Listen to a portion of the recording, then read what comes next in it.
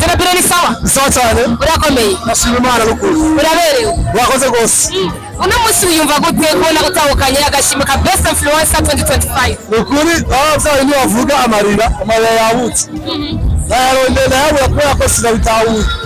Ya, wari witeze kino kibanza? Bo kibanza cya mbere muri kategori yanje nakibona kubera ko vi ama statistique bona abo ko no vuba becha kwa kabiri. Mugabo wa mbere muri kino kibanza cyo nabona vuba. Ya. Nuwe mu influencer mwari muri kumwe mihiganwa yagutera ubwoba? Nzabe vite. Yawe wa kabiri. Niwe yagutera ubwoba muri bose? Ya. Uno munsi urabaye uwa mbere mihiganwa irebe Best Influencer Award ku nshuro ya kabiri. Mbega n'akaye kajambo wotekerera irebe FM tegera ino higanwa? Irebe FM cyane nayishime cyane. Nayishime cyane vuga ati uwawe cyane. Yahiganwa nuko yacema international ivuga mu beta tuba. Nyirawo yayitunganije neza. Nabishimye kudayitunganyije shatwa nashobora kutamo. Yena bishima se kutamo. Isho itumare kuzata tuhaje kuva ku ntango tapi ya kabiri no muri finale kuzabere mu muco abantu bose bo bari nabishimye cyane abandanye bategumege n'abantu bose kubera ko ikintu gikomeye gose. Ikintu gikomeye gwagaciro mu Fransa ari ikintu twatuma mu seza rumuntu.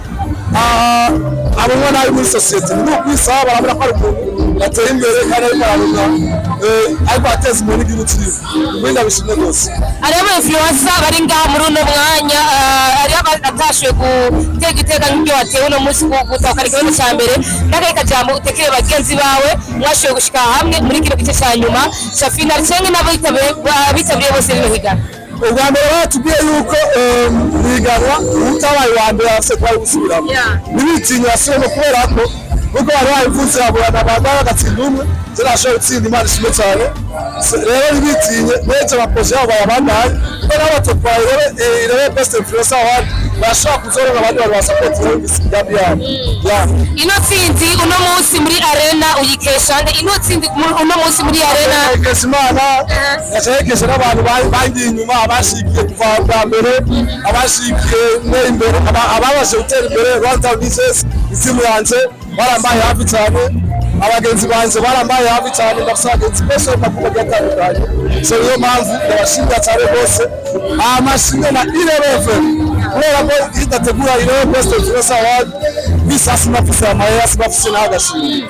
Nagenda kubaze akabazo mbega ano mahera DJ Zenobino yamaze gupanga umugambi agiye kuyakoza cyane agiye kutiyumvira aya mahera murabiye kuyakoza so wabwira ubu wese ndabapoze bose sinazitegura sinabona wese nayivuze kubera ibishobisho ari bavuga kenshi ko abantu bavuga ibintu byategura abantu baba baborewe cyane baryohewe cyane bashavuye so ibintu rero mwaje naje ni mwaho bantu baryohewe gose sinabwira umudamu uzakoza arabona yuko gira namaze kwezi mbiri reka mepose amandazi tusomara kuganira neza abagenzi tubikora neza.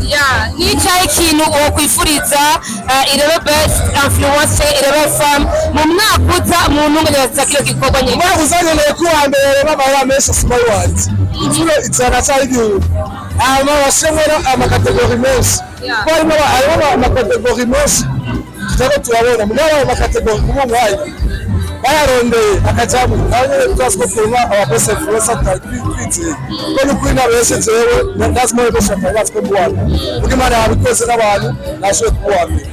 Umuntu yagize uruhara kugira DJ Zenobino ashobore kwisanga muri kino kibanza kugira DJ Zenobino yumve yuko ashobora gutahukana kano gashimwe mugabo abantu batigeze bamenya mugabo yagumye gusunika cyane uwo muntu yobarinde ni batari bana bose bari bana umutima wanje n'abagenzi sino basitago ndabamara umutima wanje n'inzira hamwe nagiye mu mutima wanje abagenzi ba support inzira bashaka ku stati benshi ayo groupe y'abantu benshi barashaka ku stati benshi baranyura support muri phase ya kabiri kuri social media ndabashimye cyane bose shimwe n'umuntu wese kwisalbe yumvira yuko ashofasha kare yanje ntabwo uzobusasa ariko 10 miliona